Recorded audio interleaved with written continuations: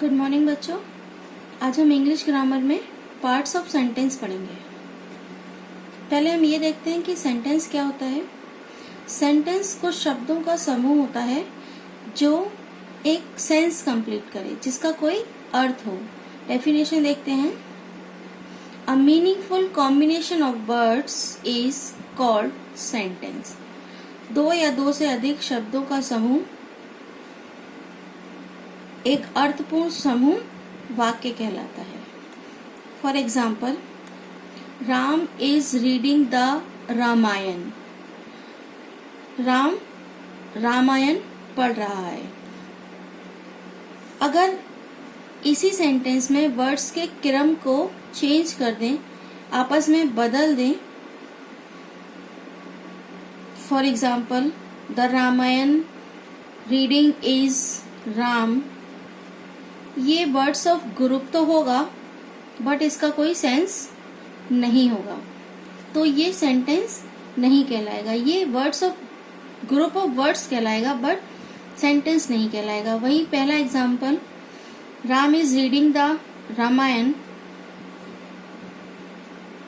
Group of words होने के साथ साथ एक सेंस कंप्लीट कर रहा है, इसलिए वो एक सेंटेंस है।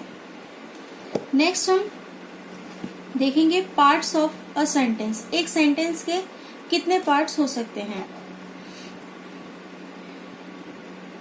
पार्ट्स और टाइप्स में अंतर होता है।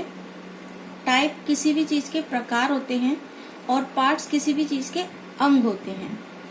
तो हम बात करते हैं parts of sentence. The sentence can be divided into two main parts. Sentence के दो मेन पार्ट्स होते हैं। एक होता है सब्जेक्ट यानी कि कर्ता, काम करने वाला। दूसरा होता है प्रेडिकेट यानी कि कर्म। सब्जेक्ट और प्रेडिकेट सेंटेंस के दो मेन पार्ट्स होते हैं।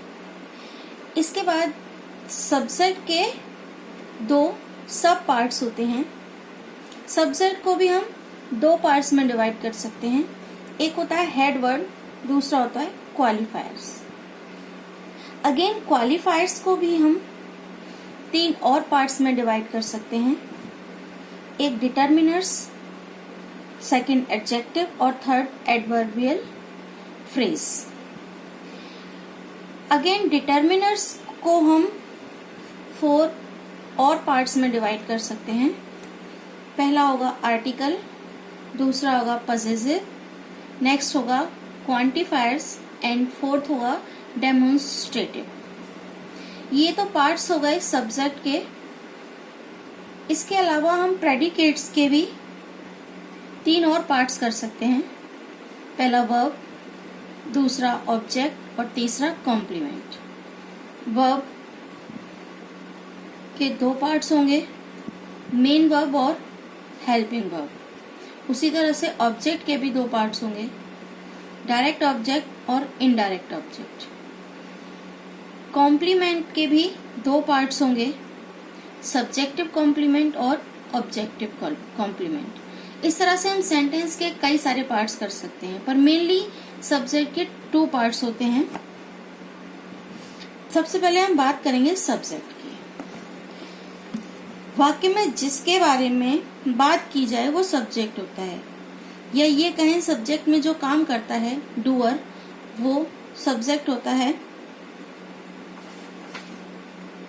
फॉर एग्जाम्पल, पुराना ही एग्जाम्पल लेते हैं, Ram is reading the Ramayana. यहाँ पे काम करने वाला है राम, जो कि पढ़ रहा है। क्या पढ़ रहा है? रामायण पढ़ रहा है, द रामायण। किसी भी वाक्य में सब्जेक्ट और प्रेडिकेट को अलग करने के लिए हेल्पिंग वर्ब या मेन वर्ब से अलग किया जाता है। हेल्पिंग वर्ब या मेन वर्ब से पहले का पार्ट जो होगा वो सब्जेक्ट होगा, और हेल्पिंग वर्ब या मेन वर्ब से पीछे का जितना भी पार्ट्स है हेल्पिंग वर्ब या मेन वर्ब को इंक्लूड करके वो सब प्रेडिकेट होगा। नेक्स्ट हम बात करेंगे प्रेडिकेट की। प्रेडिकेट वो सब्जेक्ट के बारे में जो भी कुछ सेंटेंस में कहा जाए वो सब प्रेडिकेट होता है. What is said about subject, that is predicate. For example, Ram is reading the Ramayana. Helping verb या मेन वर्ब से हम सब्जेक्ट और प्रेडिकेट को अलग करते हैं. राम जो कि यहाँ पे काम कर रहा है वो सब्जेक्ट है और उसके बाद का पूरा पोर्शन, सेंटेंस का पूरा भाग वो प्रेडिकेट है. प्रेडिकेट का फॉर्मूला होगा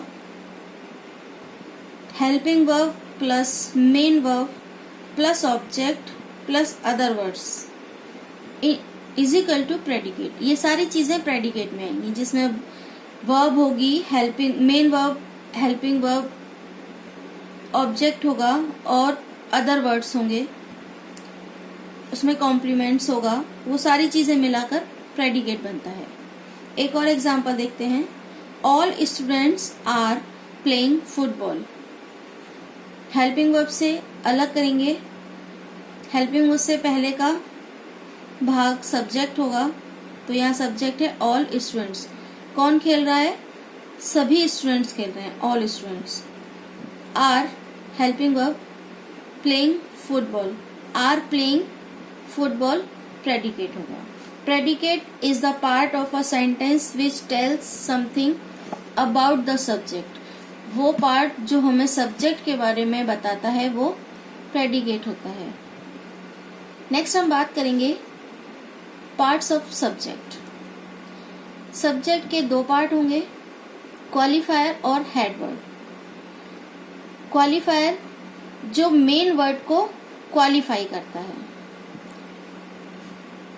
कितना और किसका बताता है. हेड वर्ड जो कि नाउन या प्रोनाउन होगा. नाउन जो कि किसी न किसी का नाम होगा वो हमारा सब्जेक्ट होगा, और हम जानते हैं कि हम नाउन की जगह प्रोनाउन का भी यूज करते हैं. For example, my father is an engineer.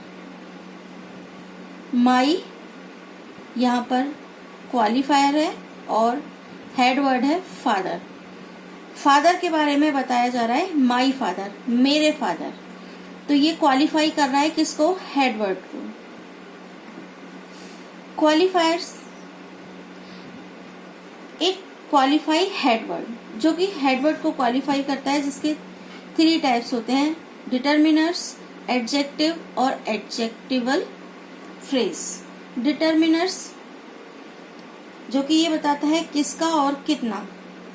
Determiners are words place in front of the noun to make it clear what the noun refers to. noun किसको रेफर्स कर रहा है इसके बारे में बताता है, जो कि noun से पहले आता है. डिटर्मिनर्स 4 टाइप्स के होंगे, जिसमें सबसे पहले आएगा आर्टिकल, जो हमें ये बताएगा कि नाउन के आगे ए लगा है तो वो एक है, एन लगा है तो वो वॉवल्स है, दा है तो वो किसी स्पेसिफिक के बारे में बात की जा रही है. इसके बाद पजेसिव. पजेसिव होता है हिज, हर, आर, देयर, अपना, हमारा. इसके बाद आएगा क्वांटिफायर. क्वांटिफायर में लिटिल, सम, फ्यू, उसकी क्वांटिटी के बारे में बताया जाएगा, जो कि 2 तरह से बताया जाएगा, कार्डिनल और ऑर्डिनल. ऑर्डिनल में ऑर्डर्स होंगे, फर्स्ट, सेकंड, थर्ड. कार्डिनल में 1 2 3 4 इस तरह से नंबर्स होंगे. इसके बाद आएगा डेमोन्स्ट्रेटिव. डेमोन्स्ट्रेटिव हम जानते हैं, प्रोनाउन पढ़ चुके हैं, दिस, दैट, दीज, दोज इसमें आते हैं. नेक्स्ट होगा एडजेक्टिव. एडजेक्टिव जो कि सब्जेक्ट की क्वालिटी बताएगा, सब्जेक्ट के बारे में एडिशनल इंफॉर्मेशन देगा. Adverbial adjectival phrase. An adjectival phrase refers to a phrase that modifies a noun. It built upon an adjective which functions as the head word of the phrase. कुछ ऐसे words जो adjective का काम करें, वहां पर adjective phrase होता है. ये वर्ड एक से अधिक होते हैं हो सकते हैं। For example, you are much quicker than I, ये हमेशा हेडवर्ड के बाद आता है।